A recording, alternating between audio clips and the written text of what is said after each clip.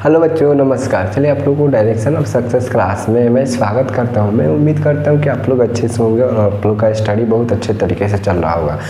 चलिए आज के क्लास में हम क्लास 10th का फिजिक्स पढ़ने जा रहे हैं। हम लोग 2 लेक्चर देख लिए। अगर 2 लेक्चर आपने नहीं देखा है तो हम इस वीडियो के डिस्क्रिप्शन बॉक्स में उसका लिंक दे देंगे। अगर आप चैनल पर नए आए हैं तो चैनल को सब्सक्राइब करें और अपने दोस्तों में ज़्यादा से ज़्यादा शेयर करें। चलिए हम लोग का आज का टॉपिक क्या है ध्यान से समझिएगा। आज का टॉपिक क्या है?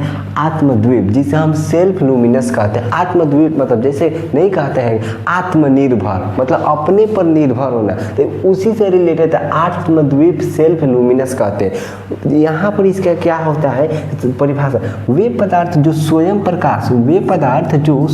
प्रकाश उत्सर्जित करता है। क्या करते हैं? उत्सर्जित करता है, उसे आत्मद्वीप पदार्थ कहते हैं। क्या होता है? वे पदार्थ जो स्वयं प्रकाश को उत्सर्जित करता है उसे आत्मद्वीप पदार्थ कहते हैं। जैसे में यहाँ पर सूर्य हो गया, जो सूर्य का जो प्रकाश होता है वो स्वयं उत्सर्जित करता है, वो किसी से नहीं लेता है। जैसे तारा हो गया, तारा भी स्वयं उत्सर्जित करता है। दीपक हो गया। यहाँ पर मेरे पास एक रेजर लाइट है, उस रेजर लाइट को आपको हम प्रैक्टिकल के साथ दिखाते हैं। यहाँ पर देखिए, यहाँ पर मेरे पास एक रेजर लाइट है। आप देखिए इसका जो प्रकाश है स्वयं हो रहा है। हम इसका बटन को ऑन कर रहे हैं तो यहाँ पर दिखाई दे रहा है। यहाँ पर देखिए, यहाँ पर इसका भी स्वयं प्रकाश ये उत्सर्जित कर रहा है। ठीक है, तो यह भी आत्मद्वीप मतलब सेल्फ लुमिनस है। ठीक है, इसी का उदाहरण है। चलिए अब और क्या है, दूसरा क्या है, तो यहाँ पर द्वीप पदार्थ, जैसे उसे नॉन लुमिनस कहते हैं। तो ये नॉन लुमिनस का मतलब नॉन लग गया तो मतलब नहीं, तो वे पदार्थ जो स्वयं प्रकाश को उत्सर्जित नहीं करते हैं उसी को नॉन लुमिनस कहते हैं।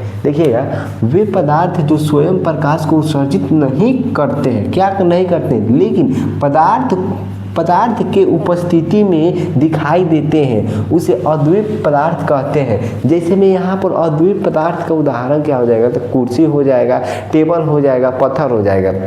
मान लीजिए एक कमरा है, उस कमरे में एक कुर्सी को रख दिए और वह कमरा क्या है, अन्हार है। जब तक उस कमरा में लाइट नहीं रहेगा तब तक क्या वो कुर्सी दिखाई देगा? नहीं दिखाई देगा। यहाँ पर क्या लेकिन प्रकाश के उपस्थिति में दिखाई देता है। ठीक है, जब प्रकाश रहेगा तभी दिखाई देता है, उसी को नॉन लुमिनस कहते हैं। जैसे में पत्थर हो जाएगा, टेबल हो जाएगा, कुर्सी हो जाएगा इत्यादि, मतलब बहुत सारे उदाहरण है। ठीक है, नोट में देखिएगा, चंद्रमा भी अद्वीप पदार्थ है। क्या है? तो चंद्रमा जो है नॉन लुमिनस होता है। यह क्योंकि यह प्रकाश नहीं उत्सर्जित करता है, बल्कि वह अपने पर पड़ने वाले सूर्य को परावर्तित कर देता है। ठीक है, जो चंद्रमा होता है वह भी अद्वीप प्रकाश है, नॉन लुमिनस है। अब कैसे कहिएगा, तो जब जो चंदा मामा उगते हैं वह सूर्य भगवान जो किसी दूसरे कंट्री में सुबह होता है तो इधर रात होता है, तो उसी के जो परावर्तन से सूर्य के प्रकाश के परावर्तन के कारण ही जो चंद्रमा अपना लाइट देता है। ठीक है, तो जो चंद्रमा कैसा है, तो नॉन लुमिनस है। चलिए अब हम आगे चलते हैं। अगला टॉपिक क्या है, तो ऑप्टिकल मीडियम होता है। ठीक है, जिसे हम प्रकाशिकी माध्यम कहते हैं। प्रकाशिकी माध्यम क्या होता है, तो वह क्षेत्र जहाँ पर किसी वस्तु से प्रकाश निकलकर सीधे हम लोग आंखों तक पहुंचती है, उसे हम प्रकाशिकी माध्यम कहते हैं। जैसे में क्या हो जाएगा, मानिए जो सूर्य का प्रकाश आता है तो पूरा वो माध्यम के फाड़ते चीरते हुए आता है। ठीक है,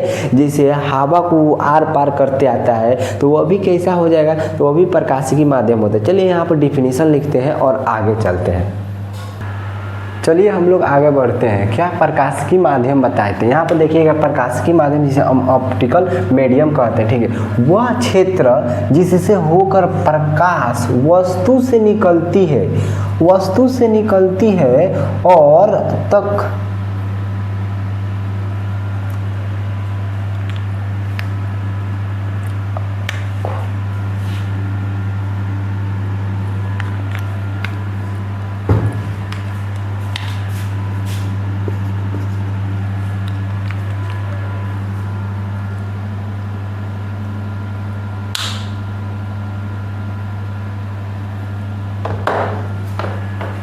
चलिए हम लोग आगे बढ़ते हैं। अब क्या है हम लोग का प्रकाश के माध्यम, जिसे हम ऑप्टिकल मीडियम कहते हैं। यहाँ पर समझिएगा, वह क्षेत्र जिससे होकर प्रकाश वस्तु से निकलती है, आंखों तक पहुँचती है, उसे प्रकाश की माध्यम कहते हैं। क्या होता है, मतलब प्रकाश जो होता है वस्तु से निकलती है, हाँ, सीधे हमारे आंखों तक पहुँचती है, उसे हम प्रकाश के माध्यम कहते हैं। जैसे मैं यहाँ पर आपको प्रैक्टिकल से समझाते हैं, ठीक है। यहाँ पर समझिए, पहले उदाहरण देख लीजिए, हवा हो गया, पानी हो गया, कांच हो गया, ठीक है। आपको हम प्रैक्टिकल से दिखाते हैं, ठीक है। मेरे पास एक बोतल वाटर है, यहाँ पर क्या है, एक बोतल वाटर है, इसमें यह वस्तु हो गई, ठीक है। इसमें मेरे पास एक लेजर लाइट है, ठीक है। यहाँ पर देखिएगा, मैं लेजर लाइट बार रहा हूँ तो किस तरह आर पार हो रहा है। यहाँ पर देखिए, दिखाई दे रहा है आपको, बोर्ड पर दिखाई दे रहा है, यह क्या है, प्रकाश की माध्यम है। तो यहाँ पर आपको समझिए दिख रहा है प्रकाश की माध्यम में किस तरह प्रकाश दिख रहा है कि यहाँ पर क्या दिया है, पानी, बोतल में पानी है, यहाँ पर दिख रहा है। देखिए प्रकाश आर पार हो रहा है ना यहाँ पर बोतल से, जो ये प्रकाश की माध्यम है। चलिए हम लोग आगे चलते हैं। दूसरा क्या होता है, अब यहाँ पर पारदर्शी माध्यम, इसको भी हम लोग आसानी से समझ सकते हैं। जिन पदार्थ से होकर प्रकाश पूर्ण रूप से, मतलब पूरे तरीके से गमन आर पार निकल जाता है, उसे पारदर्शी माध्यम कहते हैं। जैसे कांच पानी हो गया, ठीक है। यहाँ पर आपको हम समझाए थे, देखिए यहाँ पर प्रकाश किस तरह आर पार निकल जाएगा, यह पूरे तरीके से आर पार निकल रहा है यहाँ पर, यह भी पारदर्शी माध्यम है, ठीक है। कैसा है, पारदर्शी माध्यम, मतलब जिन पदार्थों से होकर प्रकाश पूरे तरीके से आर पार निकल जाता है, उसे हम पारदर्शी माध्यम कहते हैं। जैसे पानी हो जाएगा, कांच हो जाएगा, हवा हो जाएगा। जो सूर्य का प्रकाश आता है वो भी पारदर्शी होता है। कैसे, जो हवा को फाड़ते चीरते हुए आता है, ठीक है। यहाँ पर अपारदर्शी क्या होता है, जिन पदार्थों से होकर प्रकाश बाहर नहीं निकल पाता है, उसे अपारदर्शी माध्यम कहते हैं, ठीक है। जैसे में आपको कुर्सी हो गया, जो कुर्सी भी अपारदर्शी माध्यम है। टेबल हो जाएगा।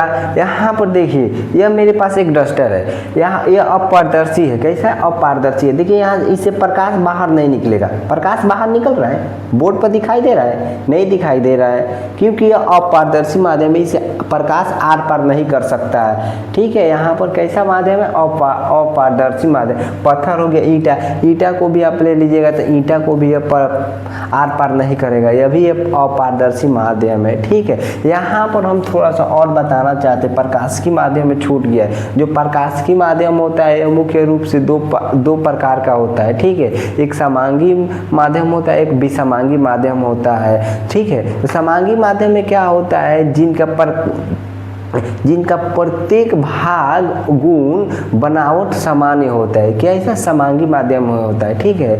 जिनका प्रत्येक भाग गुण बनावट कैसा होता है, समान होता है। अभी समांगी माध्यम में क्या होता है, जिनका प्रत्येक भाग गुण अलग अलग होता है, उसे विसमांगी माध्यम। चलिए हम लोग आज के क्लास को यहीं पर समाप्त करता हूँ। मैं उम्मीद करता हूँ कि आज की क्लास आप लोगों को बहुत अच्छे तरीके से समझ में आया होगा, ठीक है। नमस्कार।